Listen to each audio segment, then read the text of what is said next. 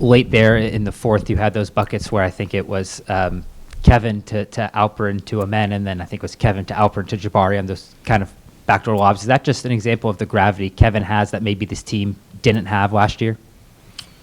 Yeah, we've been seeing that all year. Teams are going to go after him and make others make them prove it. And so, as always, we love Alpy in the pocket, being a playmaker, scorer. Reads the game very well, but also can score the ball. And so, if they want to give us a numbers advantage, he's going to find them in this spot, Jabari on that one, or score it himself. And that's what teams have been doing all year. Just got to continue to hammer that home, and take advantage of that. With one of the strengths of this team being offensive rebounding, how fitting is it that one of the biggest baskets of the game came off of that type of effort? Yeah, we basically doubled up. We had 11 in the first, 11 in the second. Knew we had an advantage there, one of our strengths, obviously. And, when we're turning the ball over at that high rate, we want to get some back. And so, the message is take care of the ball, win the possession battle, which is not turning over, getting extra possessions on the glass, and something we've been doing well all year. But I think our guards had a concerted effort to crash from the perimeter a little bit more tonight. What have you really seen during those stretches when Reed and Aaron have been out there together, and what do you like about what they did tonight?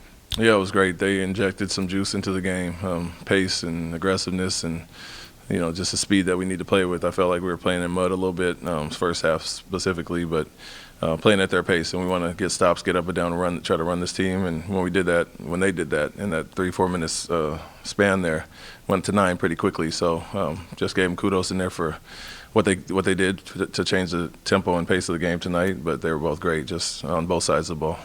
How pleased are you to see that you had 6 players in double figures tonight, especially with the team, the Clippers focused to try to take out KD? Yeah, that was the other thing we said in there. It was a full team effort. A lot of guys stepped up, obviously, the 2 we just mentioned off the bench, but really balanced. Kevin came out, had his scoring spurt in the third quarter there, and they went right back after him in the fourth quarter to try to take him out. And so we feel our depth and versatility allow us to not just rely on one guy, and you see that based on the numbers tonight. So he can have an off night, and other guys step up, especially young fellas off the bench. Of course, James Harden's entire career, he's been known to be able to get to the free throw line. He only got there 5 times tonight. What do you think of your overall team's effort to keep him off the free throw line? And he went 7 for 18 from the field.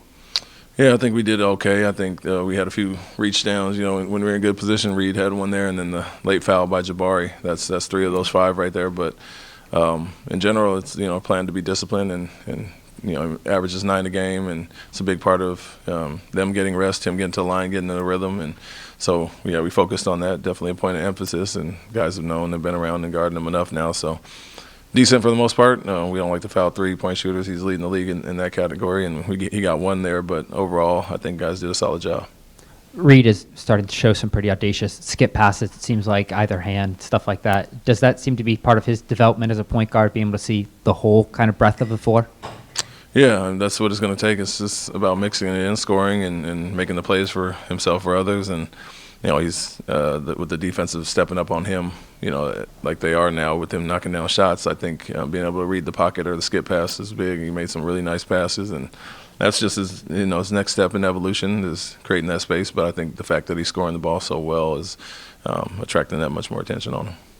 Zubac was able to get the amount of points that he did tonight, but how do you feel about your team's overall ability to be physical back with him? It was one of those things where he was trying to be more physical on Jabari, on Şengün, but how impressed were you that your players were able to withstand that?